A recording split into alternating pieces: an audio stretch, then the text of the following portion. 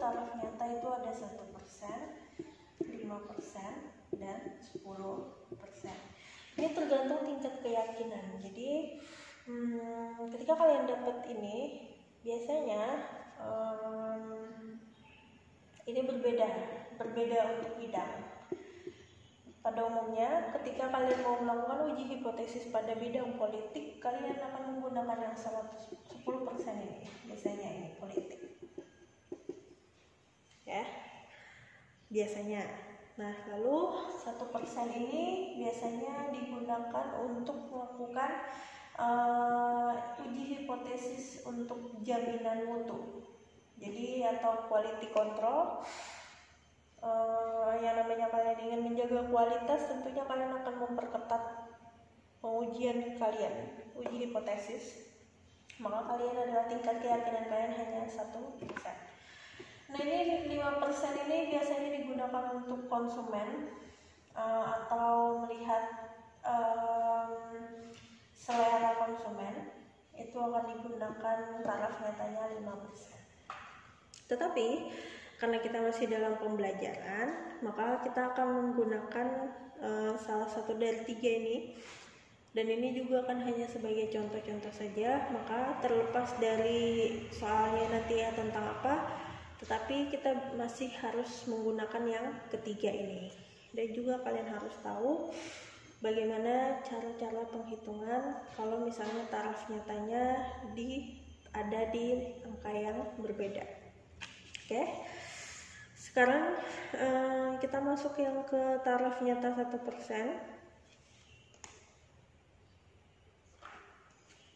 Kembali lagi, saya coret. Saya hapus dulu. Oke, ketika kan di slide itu kan ada alfa sama dengan 1 dikurang C.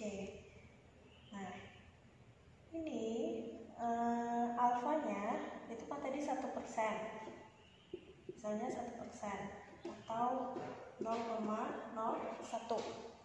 ya.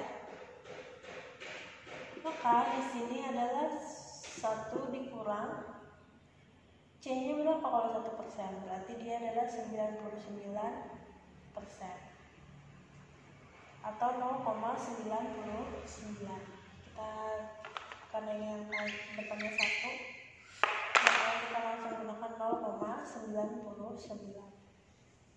Maka didapatlah 0,01. C itu apa? Silahkan kalian cek di slide yang sudah saya berikan. Nah, kita masuk ke taraf nyata yang 1%. Kembali lagi, kalian harus ingat ketika taraf nyatanya 1% untuk uji 2 arah. Jadi saya ingatkan, sebenarnya ini adalah mau soalnya berapapun, mau soal kan biasanya di dalam soal itu sudah dijelaskan atau sudah disebutkan taraf nyatanya itu berapa, apakah 1%, 5%, atau 10%. Nah, ini biasanya sudah disebutkan. Jadi kalian tinggal memilih saja yang sudah pernah saya kasih di catatan yang saya tulis tangan itu. Tinggal yang kalian ambil yang mana, tinggal pilih aja.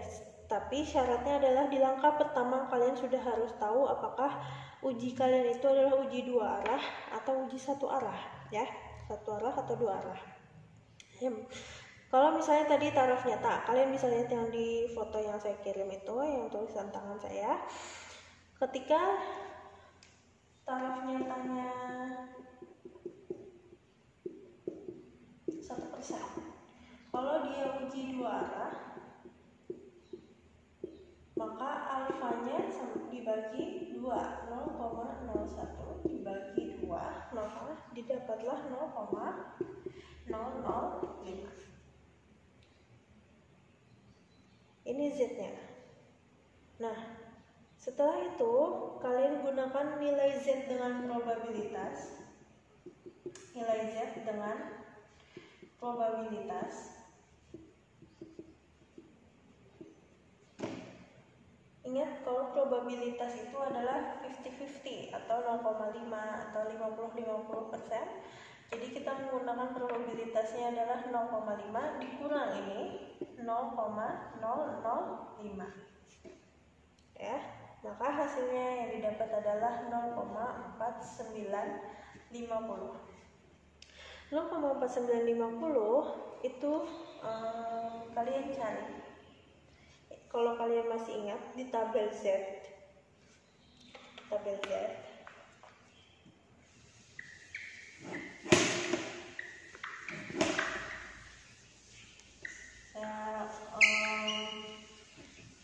yang pernah kita bahas, masih ingat?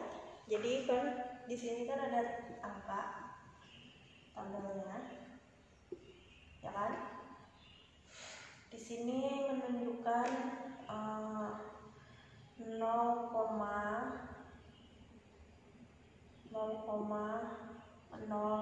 sekian atau 0,0, terus 0,1, 0,2 dan seterusnya, ya kan? Nah di sini atau di sini 0,000, 0,01 dan seterusnya, ya kan? Atau 0,1, 0,2 dan seterusnya. Di sini dia 0,0 berapa? Nah itu kalian bisa lihat penjelasan di dalam tabel Z. Kalian masih ingat? Sebentar, saya ambil dulu bukunya.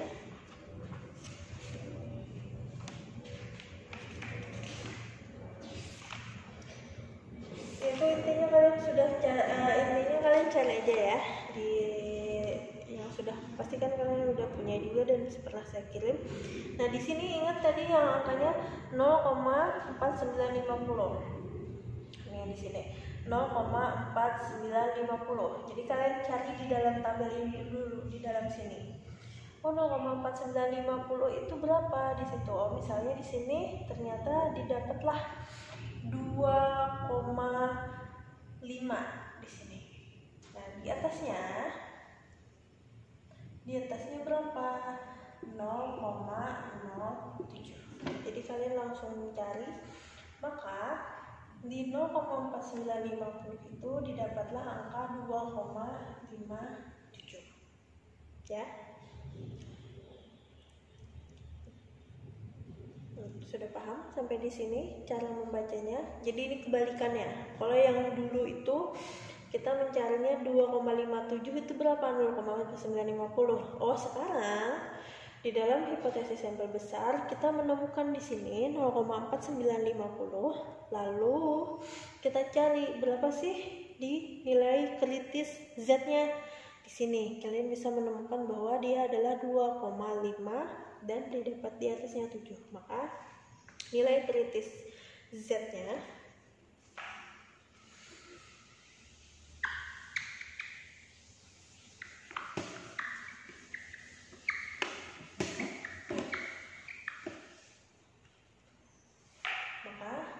nilai kritis Z-nya adalah 2,57. Ini adalah salah satu contoh dari saya. Tetapi yang ini kalau misalnya tadi 0, ketika taraf nyatanya 0,01 atau 1% dan dia adalah 2 arah ya, maka nilai kritis Z-nya adalah 2,57. Nah, untuk yang uji satu arah, dia langsung saja 0,01 ya kan, yang alfanya 0,01. Kita langsung saja gunakan nilai Z dengan probabilitas, dengan probabilitasnya 0,5, pasti 0,5 ya, dikurang 0,01 probabilitasnya. Maka 0,5 dikurang 0,01 adalah didapatkan 0,49. Karena jika di dalam tabel Z itu kita memerlukan 4 angka di belakang koma, jadi tinggal kalian kasih 2 0 di belakang 9 ini. Jadi 0,4900. Seperti tadi membaca tabel Z-nya, maka kalian akan mendapatkan nilai kritisnya adalah nilai kritis Z-nya adalah 2,33 ya, untuk yang ini. Maka 0,4900 itu nilai kritis Z-nya adalah 2,33. Nah, silahkan kalian pahami aja untuk yang taraf nyatanya 5% dan 10% itu caranya hampir sama dengan yang ini. Saya hanya memberikan contoh saja bagaimana itu hasilnya ada seperti itu ya. Jadi untuk satu arah itu langsung saja kalian kurangkan dengan nilai Z dengan probabilitas.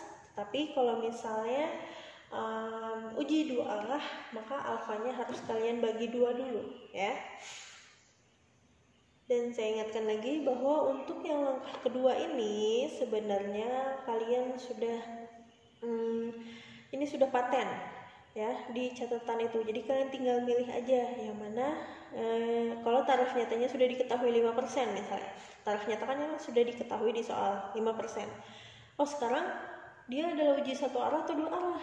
Ketika ujinya dua arah, maka ya udah kalian tinggal masukkan aja. Kalian masih ingat yang catatan ini? Ketika ujinya saya jelaskan ya. Ujinya dua arah, tadi 5%, 0,025, pasti nilai kritis Z-nya adalah 1,96. Nah itu. Kalian tinggal ngambil aja dari catatan ini ya. Nah sekarang untuk yang langkah ketiga, kita lanjut ke langkah yang ketiga.